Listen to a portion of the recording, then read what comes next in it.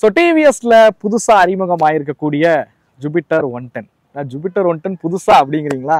So all new Jupiter 110 2024 model தான் நம்ம கூட இங்கே இருந்துட்டு இருக்கு. ஸோ நம்ம பார்த்தீங்க அப்படின்னா ஒசூரில் இருக்கக்கூடிய டிவிஎஸோட ஃபேக்ட்ரியில தான் வந்து இருந்துட்டு இருக்கோம். ஸோ வாங்க, இந்த வெஹிக்கிளில் நிறைய புது விஷயங்களை வந்து கொண்டு வந்திருக்காங்க. அதனால தான் ஆல் நியூ ஜூபிட்டர் அப்படின்னு இவங்க வந்து சொல்கிறாங்க. இதில் என்னெல்லாம் புதுசாக இருக்குது அப்படிங்கிறத டீட்டெயிலாக பார்க்கலாம்.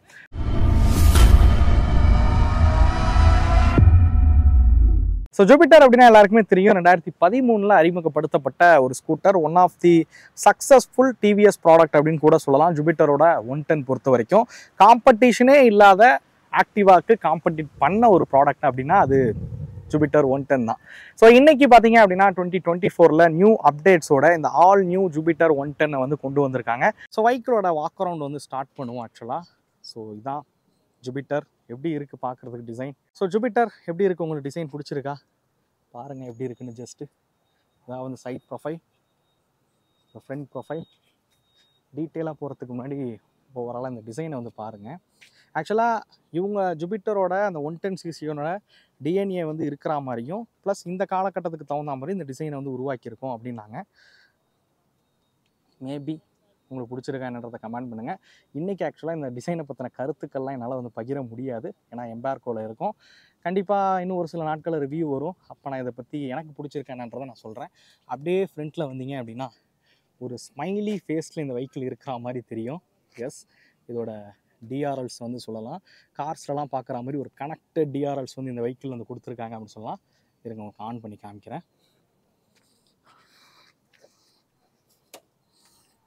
இந்த பாருங்க,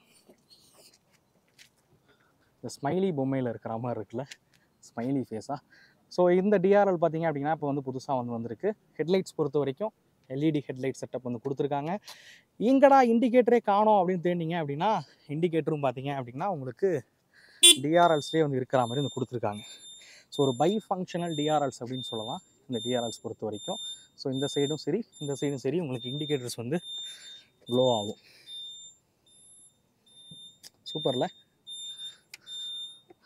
ஸோ ஃப்ரண்ட் வந்து ரொம்ப சிம்பிளாக தான் இருக்குது. முன்னாடி பழைய 110 விட இந்த வெஹிக்கிள் பார்த்தீங்க அப்படின்னா அகலமும் வந்து கம்மியாக இருக்குது, நீளமும் பார்த்தீங்க அப்படின்னா கம்மியாக இருக்குது, ஹைட்டும் வந்து கம்மி பண்ணியிருக்காங்க. பட் ரொம்ப கிடையாது, மைனராக தான் வந்து கம்மியாக இருக்குது அப்படின்னே சொல்லுவேன். ஸோ அடுத்ததாக இந்த ஹெட்லைட்ஸ் பார்த்தீங்க அப்படின்னா ஃபாலோ மீ ஹெட்லாம்ப்ஸ் வந்து கொடுத்துருக்காங்க. ஃபாலோ மீ ஹெட்லாம்ப்ஸ் அப்படின்னா நீங்கள் வெஹிக்கிளை நிப்பாட்டிட்டு, அதாவது எங்கேயா போயிட்டு வந்து உங்கள் பார்க்கிங்கில் நிப்பாட்டுறீங்க அப்படின்னா ஒரு 20 செகண்ட்ஸ் வந்து ஹெட்லைட்ஸ் வந்து எரிஞ்சிட்டு வந்து ஆஃப் ஆகும். ஸோ அந்த ஃபீச்சர்ஸ் பார்த்தீங்க அப்படின்னா இந்த ஸ்கூட்டரில் இருக்குது. இது மோஸ்ட்லி வந்து நம்ம கார்ஸில் வந்து பார்ப்போம், ஃபாலோ மீ ஹெட்லாம்ப்ஸ் அப்படிங்கிறது கார்ஸில் பார்ப்போம். பட் இப்போ இந்த ஸ்கூட்டர்லேயே வந்து கொடுத்துருக்காங்க. நான் ரிவ்யூவில் அதெல்லாம் உங்களுக்கு வந்து டெஸ்ட் பண்ணி காட்டுறேன் எப்படி இருக்குது அப்படிங்கிறது. ஸோ அதே மாதிரி எமர்ஜென்சி பிரேக் லைட்ஸ் வந்து கொடுத்துருக்காங்க. நீங்கள் வேகமாக போய் பேனிக் பிரேக் அப்ளை பண்ணிங்க அப்படின்னா 4 ஹசார் லைட்ஸும் பார்த்தீங்க அப்படின்னா எரியிற மாதிரி வந்து கொடுத்துருக்காங்க. அந்த ஃபீச்சரும் இந்த ஸ்கூட்டரில் இருக்குது. ஸோ இதெல்லாம் வந்து ஃபைபர் தான் வந்து யூஸ் பண்ணியிருக்காங்க. இந்த இடம் வந்து மெட்டலில் இருக்கிற மாதிரி கொடுத்துருக்காங்க, மட் கார்ட்ஸு. சைட் பேனல்ஸ் வந்து மெட்டலில் இருக்கிற மாதிரி தான் வந்து கொடுத்துருக்காங்க. ஃப்ரண்ட்டில் கொடுக்குற டிஸ்பிளே பார்த்தீங்கன்னா 220mm டிஸ்பிளே கொடுத்துருக்காங்க. சஸ்பென்ஷன் டெலஸ்கோபி சஸ்பென்ஷன் வந்து பயன்படுத்தியிருக்காங்க. வீல்ஸ் பொறுத்த வரைக்கும் அலாய் வீல்ஸ் தான். இந்த மாடல் வந்து top and model. So alloy வீல்ஸோட இருக்கிற மாதிரி வந்து கொடுத்துருக்காங்க. வீல்ஸ் பொறுத்த வரைக்கும் அலாய் வீல்ஸ் தான். 12 inches வந்து பயன்படுத்தியிருக்காங்க. ஃப்ரண்ட்லேயும் சரி ரியர்லேயும் சரி 12 inches அலாய் வீல்ஸ் வந்து கொடுத்துருக்காங்க. 90/90 செக்ஷன் டயர்ஸ் வந்து கொடுத்துருக்காங்க. ஸோ இதெல்லாம் வந்து பழைய ஜூபிட்டரில் பார்த்த அதே தான். அப்படியே வெஹிக்கிளோட சைட் ப்ரொஃபைலுக்கு வருவோம். இந்த இடத்துல ஜூபிட்டரோட லோகோ இருக்கிற மாதிரி கொடுத்துருக்காங்க. ஒரு டூயல் டோன் ஃபினிஷ் இந்த சைட்லேருந்து பார்க்கும்போது இருக்குது. இது வந்து கலர் பார்த்தீங்க அப்படின்னா உங்களுக்கு வந்து மேட் ஃபினிஷில் இருக்கிற மாதிரி கொடுத்துருக்காங்க. இது இல்லாமல் கிளாசி ஃபினிஷில் இருக்குது. மொத்தம் 6 கலர் ஆப்ஷன் இருக்குது. ஜஸ்ட் நீங்கள் கலர்ஸை வந்து பார்த்துட்டு வாங்க. ஆக்சுவலாக எல்லா கலர்ஸுமே வந்து டிஸ்பிளே பண்ணியிருக்காங்க. ஸோ ரெட், அப்புறம் கிரே, ஒயிட். ஸோ இது நீங்கள் பார்த்துருப்பீங்க வீடியோவில், ப்ளூ கலர். ஸோ இதுவுமே பார்க்க நல்லா இருக்குது கிளாஸியாக. அகெயின் இந்த கலர் பார்த்தீங்க அப்படின்னா இது ஒரு மேட் ஃபினிஷில் வந்து கொடுத்துருக்காங்க, ஒரு ப்ரௌன் கலரில். அகெயின் இதுவும் மேட் ஃபினிஷில் வந்து கொடுத்துருக்காங்க.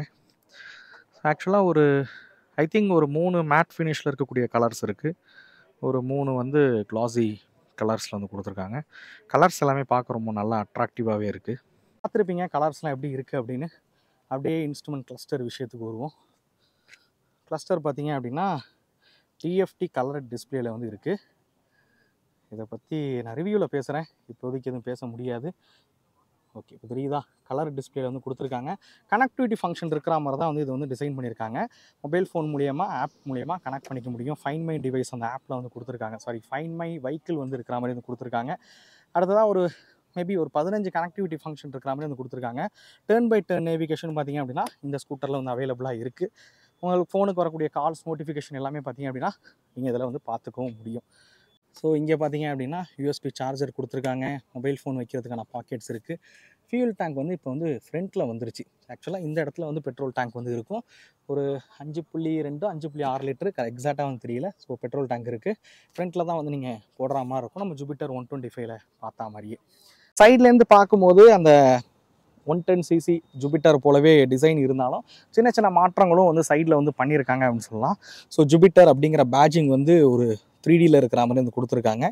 எக்ஸாஸ்ட் வந்து நம்ம பழைய ஜூபிட்டர் 110ல பார்த்தா சேம் எக்ஸாஸ்ட் தான். மேலே வந்து குரோமில் இருக்கிற மாதிரி வந்து டிசைன் பண்ணியிருக்காங்க.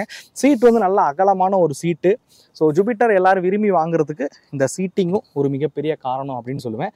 சீட் ரொம்ப அகலமாக இருக்கிற மாதிரி வந்து கொடுத்துருக்காங்க. நல்லா கம்ஃபர்டபுளான ஒரு சீட்டிங்காக வந்து வடிவமைச்சிருக்காங்க. சீட் பற்றி பேசும்போது அப்படியே ரைடிங் கம்ஃபர்ட், ரைடிங் சீட் எப்படி இருக்குது, சீட் பற்றி பேசும்போது அப்படியே சீட்டோட ரைடிங் கம்ஃபர்ட்டையும் பற்றி பேசிடலாம் அப்படின்னு நினைக்கிறேன். ஸோ முன்னாடி இருந்ததை விட இந்த ஜூபிட்டர் பார்த்தீங்க அப்படின்னா அகலமும் சரி உயரமும் சரி எல்லாமே வந்து கம்மி பண்ணியிருக்காங்க அப்படின்னு சொல்லலாம். முன்னாடியை விட ஷார்ட் ரைடருக்கு இது ஏதுவாக இருக்கிற வகையில் இந்த வெஹிக்கிள் வந்து உருவாக்கியிருக்காங்க அப்படின்னு சொல்லுவேன். அதே மாதிரி இந்த இடத்துல இருக்கக்கூடிய ஸ்டோரேஜ் ஸ்பேஸும் பார்த்தீங்க அப்படின்னா இப்போ அகலமாயிருக்கு. ஸோ முன்னாடியை விட ஸ்டோரேஜ் ஸ்பேஸ் வந்து அகலமாயிருக்கு அப்படின்னு டிவிஎஸ் வந்து சொல்கிறாங்க. ஸோ மேபி இது வந்து இன்னும் பெட்டராக இருக்கலாம் அப்படின்னு நினைக்கிறேன்.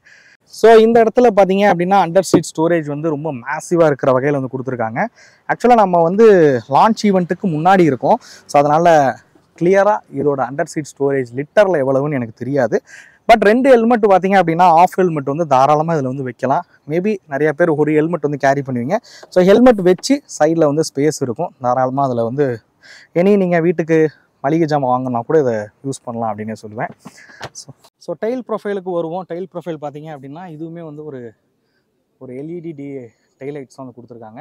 இண்டிகேட்டர்ஸ் வந்து சைடில் வந்து உங்களுக்கு பிளிங்க் ஆகும். இருங்க போட சொல்கிறேன். ஸோ பார்க்குறீங்களே, ஸோ இந்த மாதிரி வந்து தெரியும். நல்லா இருக்குது டிசைன் வைஸ் பார்க்குறதுக்கு.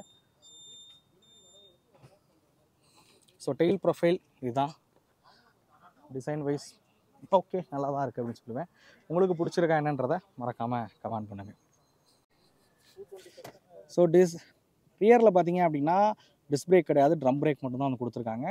சஸ்பென்ஷன் வந்து case field coil spring suspension இதில் பயன்படுத்தியிருக்காங்க. ஃப்ரண்ட்டில் டெலஸ்கோபிக், ரியரில் வந்து case field coil spring suspension கொடுத்துருக்காங்க.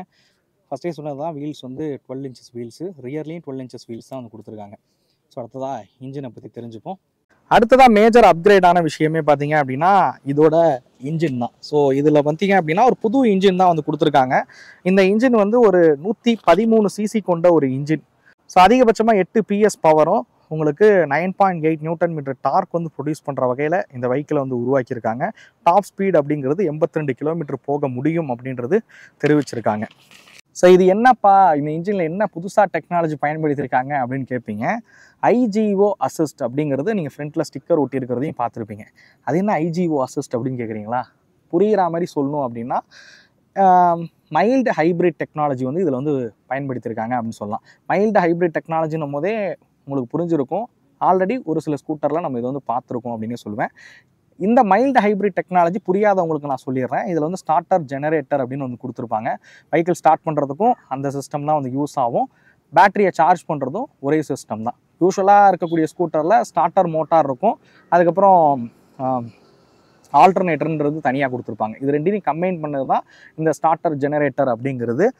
ஸோ இது என்ன பண்ணுது அப்படின்னு கேட்டிங்கன்னா இந்த ஹைப்ரிட் சிஸ்டம்ங்கிறது ஒரு மைல்டு ஹைப்ரிட் சிஸ்டம் தான். இந்த வெஹிக்கிளில் ஒரு சின்ன மோட்டார், ஒரு 0.6 Nm ப்ரொடியூஸ் பண்ணக்கூடிய ஒரு சின்ன மோட்டார் வந்து பொருத்தியிருப்பாங்க.